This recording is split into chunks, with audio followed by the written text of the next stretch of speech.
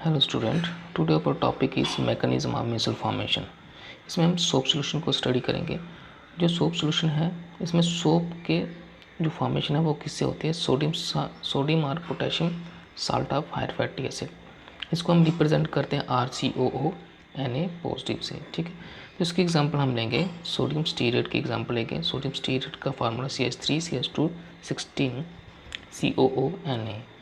ये major component होता है, जितने भी हमारे सोप्स होते हैं उनका ये मेजर कंपोनेंट है। अब जब हम सोप को वाटर में डिज़ोल्व करते हैं तो जो RCOO पार्ट और सोडियम आयंस, ये दोनों क्या, RCOO Na, तो Na अलग हो जाता है और RCOO आयन अलग हो जाता है। तो हम इसमें मेन किसको स्टडी करेंगे? RCO आयन को ही स्टडी करेंगे। इसको दो हिस्सों में डिवाइड किया गया है, long tail hydrocarbon chain are. ये हाइड्रोकार्बन चेन है जो कि अल्काइल ग्रुप है, इसको लॉन्ग टेल की तरह बिहेव ट्रीट करते हैं, जो कि नॉन पोलर नेचर की होती है। और ये क्या होता है? हाइड्रोफोबिक होता है, वाटर रिपेलिंग। जो अल्काइल वाला हिस्सा है ये क्या होती है? वाटर रिपेलिंग होती है, इसलिए हाइड्रोफोबिक बोलते हैं। और जो हमारा COO ये वाला हिस्सा है, आयनिक पार्ट है जो उसका, ये क्या होता है? पोलर इन नेचर होता है और इसलिए इसको हाइड्रोफिलिक बोलते हैं। इसको हमने ऐसे दिखाया है, देखो यहाँ पे ये जो आयनिक पार्ट है तो ये क्या हो गया? हाइड्रोफिलिक हो गया। और ये अल्काइल वाला जो हिस्सा है जो कि लॉन्ग चेन होती है सोडियम स्टीरेट की, इसको हमने हाइड्रोफोबिक दिखाया है, ये वाटर रिपेलिंग वाला है। जैसे यहाँ पे ये आयनिक hydrophobic and this one not hydrophilic, this one is hydrophilic and this is the hydrophobic. और उसको सिंपल रिप्रेजेंट करने के लिए हम ऐसा स्ट्रक्चर बना देते हैं, tail and this is the head. अब मिसल की फॉर्मेशन जो होती है किसी स्पेसिफिक कंसंट्रेशन पे ही होती है, क्रिटिकल कंसंट्रेशन पे ही मिसल की फॉर्मेशन होती है। द क्रिटिकल मिसल कंसंट्रेशन, इसको हम CMC भी बोलते हैं, at which the surfactant molecule aggregate in a liquid to form group is called micelle या इज नोन एज मिसल। क्या होता है कि ऐसे तो मिसल्स क्या है, हम देखेंगे ये वाला हिस्सा हमारा जो हम देखेंगे कि जो इसका टेल वाला हिस्सा है that is the water repeller and head वाला हिस्सा है ये वाटर की तरफ क्या होता है? अट्रैक्ट होता है। तो इसलिए हमें ऐसे दिखाया गया। जब मिसल की कंसंट्रेशन क्या होती है? बढ़ना शुरू हो जाती है बल्क के अंदर, वाटर के अंदर, तो ये इस तरह से एग्रीगेशन करता है। जो हेड वाला हिस्सा है ये वाटर मॉलिक्यूल से क्या करता है? अट्रैक्ट करता है। और जो टेल वाला हिस्सा है वो क्या होता है? रिपेल होने की वजह से क्या है, एक तरफ इस तरह से एक बल्क में कंसंट्रेट हो जाता है। और इसको हम पूरे इस फिनोमेना को या इस स्ट्रक्चर को हम क्या बोलते हैं? वाटर के अंदर जब ये होता है इसको हम मिसल्स बोलते हैं, इस स्ट्रक्चर को मिसल बोलते हैं। अब इन्हीं मिसल्स की वजह से ही क्या होता है, we are able to wash our cloth, हम अपने जो कपड़े वगैरह होते हैं उसको हम साफ़ कर सकते हैं। तो इसमें क्या होता है? Cleansing action of soap. तो इसमें क्या होता है, मैं सीधा ही बोलूँगा कि मिसल्स के दो पार्ट है, एक वाटर रिपेलिंग, एक है वाटर हीटिंग, वाटर लविंग। तो when the grease or oil is sticking on the surface of cloth as shown, when come in contact with the soap solution, stearate ion aggregate themselves around in such a way that a hydrophobic part of the stearate ion are in the oil। हम क्या देख रहे हैं कि जैसे कि हमें ये ग्रीस वगैरह या ऑयल वगैरह क्लॉथ में होती है, तो इसका जो टेल वाला पार्ट होता है जो कि वाटर रिपेलर होता है, जिसको हम क्या बोलते हैं? हाइड्रोफोबिक। ये क्या करता है? डर्ट के अंदर क्या करता है? इंसर्ट कर जाता है, डर्ट के अंदर इंसर्ट कर जाता है। और ये क्या करता है? उस डर्ट के अंदर क्या इस तरह से मिसल्स की फॉर्मेशन कर देता है, जैसे यहाँ पे दिखाया गया। कौन सा पार्ट इसके अंदर इंसर्ट करेगा? Hydrophobic part. और जो इसका हाइड्रोफिलिक पार्ट होता है वो बाहर की तरफ रहेगा। अब क्या होगा, जैसे यहाँ पे ये हाइड्रोफिलिक पार्ट है, ये हाइड्रोफोबिक, इस तरह से डर्ट के ऊपर ये मिसल्स की फॉर्मेशन कर लेगा, जैसे यहाँ पे दिखाया है। देखो पोलर पार्ट है जो हाइड्रोफिलिक पार्ट है वो हमेशा क्या करेगा, रिपेल करेगा डर्ट से, और जो हाइड्रोफोबिक पार्ट है वो डर्ट के अंदर इंसर्ट करेगा। इस तरह से ये क्या करेगा, एक मिसल्स बना लेगा। और जैसे ही हम इसको क्या करेंगे, वॉश करेंगे, हिलाएंगे, तो जो हाइड्रोफिलिक पार्ट है ये क्या करेगा, वाटर मॉलिक्यूल की तरफ क्या करेगा, अट्रैक्ट होगा। उस वजह से जब हम इसको वॉश करेंगे, धोएंगे, तो ये वाटर मॉलिक्यूल के साथ अट्रैक्ट करते ही ये वाला जो सेंटर में जो हम दिखा रहे हैं, जो ग्रीस वगैरह या डर्ट वगैरह, इसको ये स्टक आउट करेगा, ये बाहर निकाल देगा। इस तरह से ये क्लिनसिंग इफेक्ट कैसे करते हैं हम किसी भी क्लॉथ को, ये दिखाया है। जैसे इस फिगर में हम देख रहे हैं कि मिसल्स हैं वो किसी डर्ट को कैसे पकड़ रहे हैं, जैसे ये दिखा रहे हैं यहाँ पे, ये देखो मिसल्स आ रहे हैं डर्ट की तरफ, फिर मिसल गैदर कर रहे हैं, ठीक है। यहाँ पे मिसल और ज़्यादा गैदर कर रहे हैं थर्ड वाले में, और लास्ट में क्या है, जब मिसल पूरी तरह से पास आ गए तो उन्होंने मिसल बना दिया है, तो लास्ट में क्या होगा, ये हेड जो पार्ट है ये हाइड्रोफिलिक है, वाटर अट्रैक्टिंग, ये क्या करेगा, वाटर मॉलिक्यूल के साथ अट्रैक्ट करेंगे मिसल के और डर्ट को खींच के बाहर ले जाएंगे, ये दिखाया गया इसमें। एक ये है, इसमें भी आप देख सकते हैं किस तरह से ऑयल या डर्ट को हम कैसे निकालते हैं by the use of micelle formation. Next है हमारा प्रेपरेशन ऑफ क्लोराइड्स। क्लोराइड की प्रेपरेशन कैसे होती है। देखो क्लोराइड्स क्या होता है कि ये आपने पढ़ लिया है। अब क्लोराइड को दो हिस्सों में डिवाइड किया गया था, एक होता है हाइड्रोफिलिक है, एक हाइड्रोफोबिक। हाइड्रोफिलिक जो क्लोराइड होते हैं इनको हम इजीली प्रिपेयर कर सकते हैं बाय शेकिंग, लेकिन जो हमारे हाइड्रोफोबिक क्लोराइड है इनको बनाना क्या है, बहुत ही मुश्किल होता है। इनको हम बाय शेकिंग, हिलाने से या मिक्सअप करने से नहीं बना सकते। तो इनको बनाने के लिए हम क्या करेंगे, प्रेपरेशन ऑफ क्लोराइड, ज़्यादातर प्रेपरेशन ऑफ क्लोराइड किसकी करते हैं, हाइड्रोफोबिक क्लोराइड्स की ही करते हैं। हाइड्रोफोबिक क्लोराइड को बनाने के लिए हम क्या करते हैं, इसको दो तरीके से बनाते हैं। एक है इंटीग्रेशन मेथड, डिस्पर्शन मेथड, दूसरा है एग्रीगेशन मेथड या केमिकल मेथड। तो जो हमारा केमिकल मेथड है इसमें डबल डिकम्पोजिशन, रिडक्शन, ऑक्सीडेशन और हाइड्रोलाइसिस का इस्तेमाल करता है। तो हम दोनों को एक एक करके पढ़ेंगे।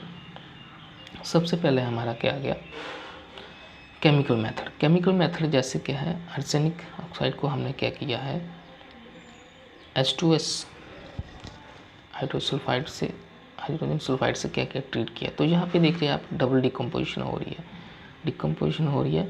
ऑक्सीजन की जगह वाटर में ऑक्सीजन किसकी जगह आ रहा है, सल्फर की जगह आ रहा है, और सल्फर किसकी जगह जा रहा है, ऑक्सीजन की जगह आ रहा है। तो इस तरह से जो प्रोसेस होती है इसको हम क्या बोलते हैं, डबल डिकम्पोजिशन। नेक्स्ट हमारा क्या है, सेकंड ऑक्सीडेशन। इसमें क्या होता है, सल्फर ऑक्साइड, सल्फर डाइऑक्साइड को जब हम क्या कर रहे हैं, H2S से कर रहे हैं, ट्रीट कर रहे हैं, तो हमारा सल्फर बन रहा है और H2O बन रहा है।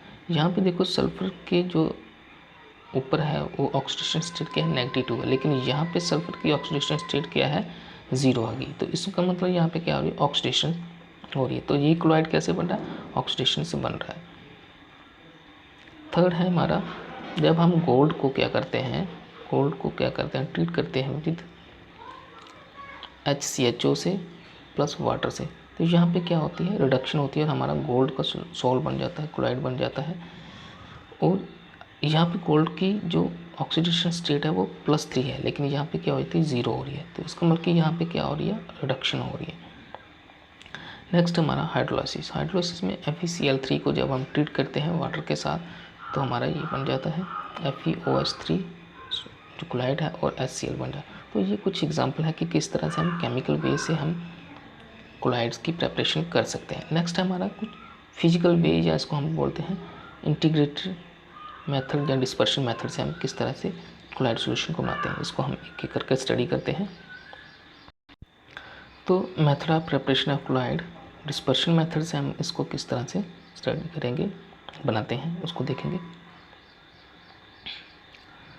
तो इसमें फर्स्ट आ गया इलेक्ट्रिकल डिस्पर्शन मेथड। इसमें सबसे पहले क्या होता, इसको हम इलेक्ट्रिकल डिस्पर्शन मेथड को हम ब्रैडिक आर्क मेथड भी बोलते हैं। इसमें हम क्या, in this method the preparing chloride specially metallic salt, in this method the two metallic wire functioning as electrode emerged in the water and the both the end of the wire is given the strong electric current.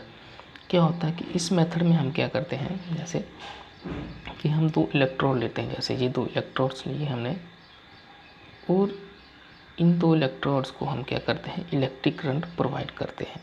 First point ये बोल रहे हैं कि हम दो electrode लेंगे और उनको क्या करेंगे, इलेक्ट्रिक करंट प्रोवाइड लेंगे, किसी मेटल की इलेक्ट्रोड्स लेंगे और उन इलेक्ट्रोड्स को हम क्या करते हैं, डिस्पर्स मीडियम में रखते हैं, किसी मीडियम में रखते हैं, जैसे वाटर में हम उसको क्या करते हैं, रख देते हैं। तो जैसे ये क्या होगा, वाटर हो गया डिस्पर्स मीडियम और दो इलेक्ट्रोड को हमने इसमें रखा हुआ और करंट को प्रोवाइड किया गया। नेक्स्ट है ये क्या बोलते हैं, उसके बाद क्या होता है, in this method the electric arc struck between the two electrode of the metal whose colloid solution is to be prepared. जिस मेटल का सोल्यूशन बनाना हो उसी मेटल की हमने रॉड लेनी होती है। जैसे गोल्ड का सोल्यूशन बनाना तो हम गोल्ड वाली रॉड लेंगे, अगर सिल्वर का बनाना तो सिल्वर की रॉड लेंगे। तो जिस भी मेटल का बनाना होता है तो उन्हीं रॉड को लेते हैं और उसको हम डिस्पर्स मीडियम में रख लेते हैं। ये डिस्पर्स मीडियम जहाँ पे वाटर लिया हुआ है। तो जैसे ही हम क्या करते हैं, करंट को पास करते हैं तो वहाँ पे क्या होता है, एक इलेक्ट्रिक आर्क क्रिएट हो जाती है, चिंगारी सी बन जाती है। उसकी वजह से क्या होता है, वहाँ पे the dispersion medium is cooled by surrounding with the freezing mixture the high temperature।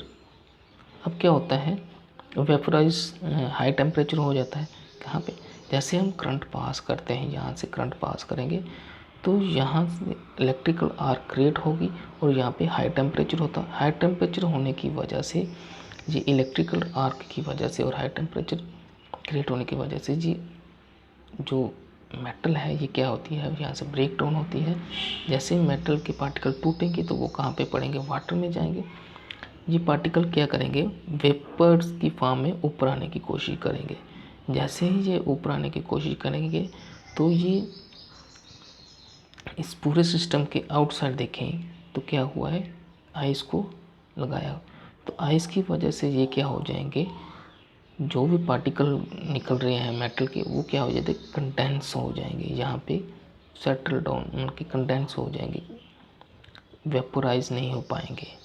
तो इस तरह से आयरन गोल्ड नॉट आयरन, यहाँ पे इसके पार्टिकल गिरते जाएंगे और वो कंडेंस होते जाएंगे, वेपोराइज नहीं हो पाएंगे, क्योंकि बाहर वाले हिस्से में हमने इसके क्या लगाया हुआ, आइस, जो कि इसको कूल कर रही है। तो इस तरह से जो कोलाइड बनता है उसको हम किस मेथड्स के बोलते हैं, इलेक्ट्रिकल डिस्पर्शन मेथड, क्योंकि डिस्पर्शन हो रही है यहाँ पे।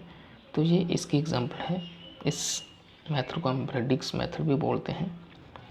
तो इस तरह से मेटल जैसे सिल्वर, गोल्ड, उसको इसी मेथड से उनके कोलाइड बनाए जाते हैं। ठीक है, ओके। नेक्स्ट है हमारा पेप्टाइजेशन। पेप्टाइजेशन में क्या होता है कि the process of converting precipitate into the colloidal by shaking it with the dispersion medium in the presence of electrolyte. Electrolyte is peptizing agent. In this method, this is the method used for convert freshly prepared precipitate into the colloid solution. क्या होता है इस method में कि freshly prepared जो पेप्टाइज होता है उसको हम किस में कन्वर्ट कर देते हैं, कोलाइडल सॉल्यूशन में। कैसे करते हैं, जैसे यहाँ पे अगर हमने मान लो कि ये हमारे पास एक प्रेसिपिटेट बन रहा है, तो प्रेसिपिटेट जब सेटल डाउन हो रहा है उसी टाइम पे हम क्या करते हैं, इसके अंदर पेप्टाइजिंग एजेंट या फिर हम इसको बोलते हैं इलेक्ट्रोलाइट डाल रहे हैं।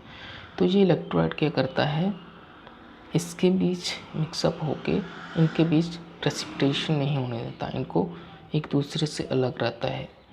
ये जो ब्लैक कलर में मैं दिखा रहा हूँ कि ये क्या है, इलेक्ट्रोलाइट क्या करता है, इस तरह से क्या करता है, इसके ऊपर अटैच हो जाता है और क्या करता है, कोलाइडल की फॉर्म में उसको चेंज कर देता है।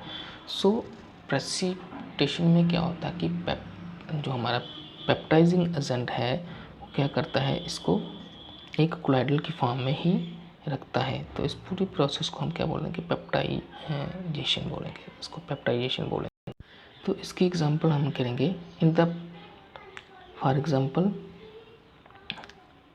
AlOH3 will change into the colloid by adding electrolyte AlCl3। देखो, अगर हमने AlOH3 को हमने कोलाइडल, अगर सेडिमेंट हो रहा है पेप्टाइज फॉर्म में, अगर इसको हमने कोलाइडल फॉर्म में चेंज करना है तो हम इसके अंदर कौन सा इलेक्ट्रोलाइट डालते हैं, AlCl3। तो ये किस में चेंज हो जाता है, इलेक्ट्रोलाइट फॉर्म में चेंज हो जाता है। तो इलेक्ट्रोलाइट का ही इस्तेमाल होता है पेप्टाइजेशन में। नेक्स्ट हमारा टॉपिक है प्यूरिफिकेशन ऑफ कोलाइडल सॉल्यूशन। इसको हम जल्दी से करेंगे। इसको dialysis, electrodialysis and ultra filtration में स्टडी करेंगे किस तरह से होते हैं। अब डायलिसिस क्या होती है, dialysis is the removal of soluble impurity from the soil by the use of semi-permeable membrane. The ordinary process of dialysis is slow। देखो, इम्प्यूरिटी को रिमूव करने के लिए जो प्रोसेस का इस्तेमाल करते हैं उसको हम डायलिसिस बोलते हैं। सेमी परमेबल मेम्ब्रेन होती है, वहाँ से हम सॉल्यूशन को पास करवाते हैं जिसके बीच इम्प्यूरिटीज होती हैं, तो उस ऑपरेटर्स को हम डायलिसिस बोलते हैं। इसमें क्या होता है कि सेलफोन बैग के बीच हम क्या करते हैं, डालते हैं। तो सेलफोन बैग क्या करता है, जैसे इस फिगर में दिखा है कि यह जो हमारा मेम्ब्रेन का बना हुआ एक बैग है, इसके अंदर हम कोलाइडल सॉल्यूशन डालते हैं और ये कोलाइडल सॉल्यूशन के बीच क्या बहुत सारी इम्प्योरिटी है। तो ये मेम्ब्रेन से क्या होता है, इम्प्योरिटीज़ क्या होती है, बाहर आती रहती हैं, इम्प्योरिटी बाहर आती है और इसको बैग को किसी इस तरह से वेसल में रखा हुआ जो कि वाटर से क्या हुआ है, जिसमें क्या है वाटर कंटिन्यूसली पास हो रहा है इस तरह से। तो इम्प्यूरिटी बाहर आती रहती है यहाँ से, और जो कोलाइडल सॉल्यूशन है वो तो बीच में रहेंगे, कोलाइडल पार्टिकल वो बीच में रहेंगे और इम्प्यूरिटी क्या होगी, बाहर आएगी। तो वाटर को जब हम रेगुलरली सप्लाई करेंगे और जहाँ से वाटर निकला तो इम्प्यूरिटी क्या होगी, वाटर के साथ बाहर निकल जाएगी। तो यहाँ से मेम्ब्रेन से क्या है, डायलिसिंग मेम्ब्रेन से इम्प्यूरिटी बाहर आ रही, इधर से वाटर हम क्या कर रहे हैं, पास कर रहे हैं।